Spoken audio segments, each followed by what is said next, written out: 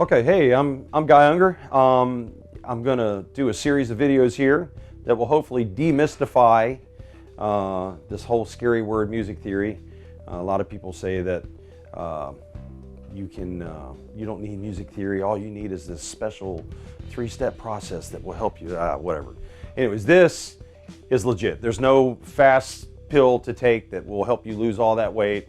There's nothing past hard work and just understanding stuff. So I'm going to explain several different concepts of music theory and make them very digestible for anybody.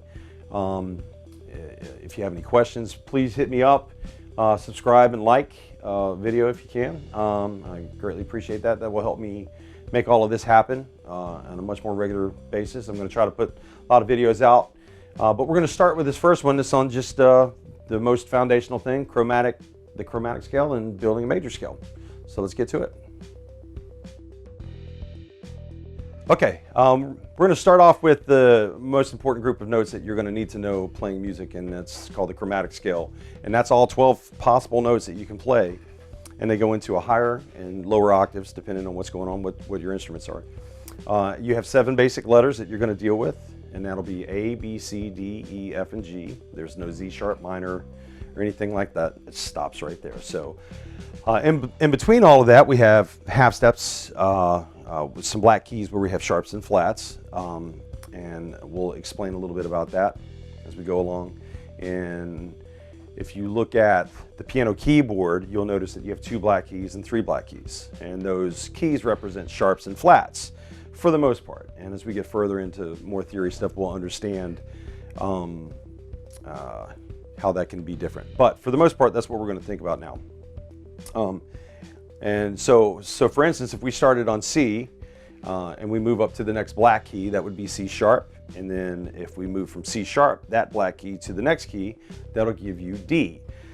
And then 2 half steps make a whole step. So from C to C sharp to D, going from C to D would give you a whole step. So understanding those half and whole steps are really, really important. And that continues all the way through, but as you notice on the piano, there'll be some spots where there aren't black keys in between things. And that is between B and C and between E and F. Those are important because they will kind of create some interesting possibilities as you're building scales. And then we have C sharp, but if we move something up, whether you're on the guitar, if you move 1 fret from C up to C sharp, like if you're on the 3rd fret of the 5th string, that would be C. You move up 1 fret, that gives you C sharp. So it doesn't matter what you're playing. You can play guitar, piano, kazoo, whatever, it doesn't matter. It's notes are notes. So if you move up 1 fret on the guitar, that's a half step. Move up a whole step, that would be 2 frets, C to D. All right, and that if we move backwards 1 fret from D, from the 5th fret at this point back to the 4th fret, that would give you D flat, which is the same thing as C sharp. So C sharp and D flat are the same note. Those are called enharmonic tones. So sometimes it will be called C sharp, sometimes it'll be called D flat. And as we build a particular major scale, you're going to understand why that is, and we're going to get into that now. So there's a pattern of what we talked about before, whole steps and half steps.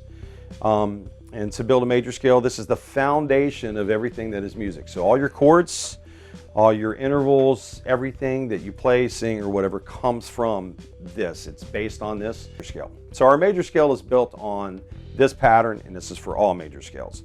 Whole step, half step, whole step, whole step, whole step, half step. So 2 whole steps, a half step, 3 whole steps, and 1 half step.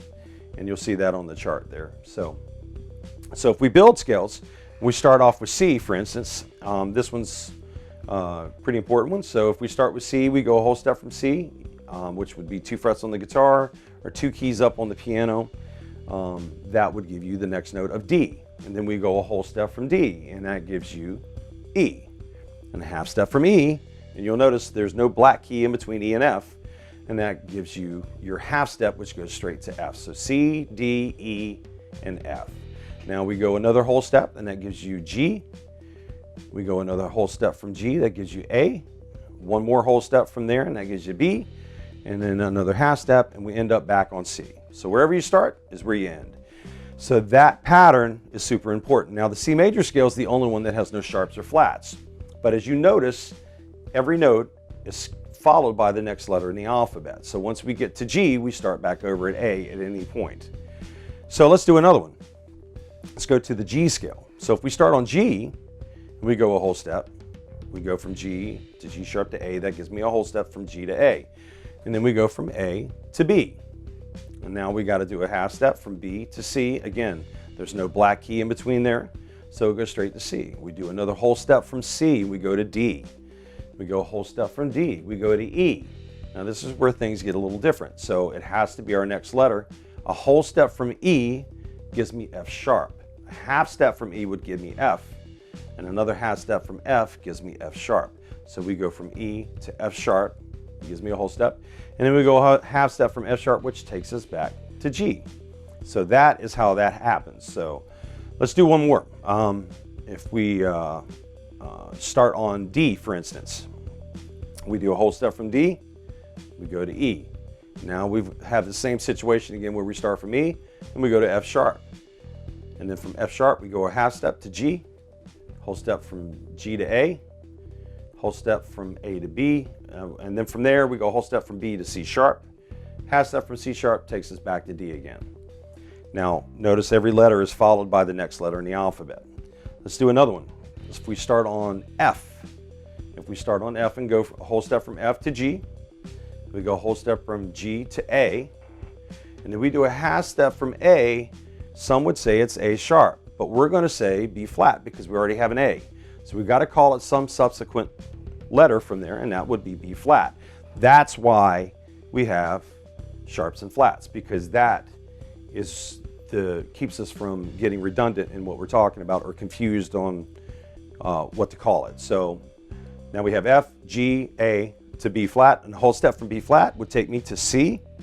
All right, so two half steps from B flat would give me a C, and then whole step from C to D, whole step from D to E, and then a half step from E back to F. Let's do one more. All right, if we start on B flat, we go a whole step from B flat to C, a whole step from C to D, and then a half step from D to E flat, whole step from E flat to F, whole step from F to G, whole step from G to A, and then another half step and we're back to B flat. And that is how you build your major scales. And so next time we'll get a little further into the scales and how we use them in combinations of notes within that scale. We'll talk about what's called intervals and understand how that is the molecules of what we build up to. So we'll see you then.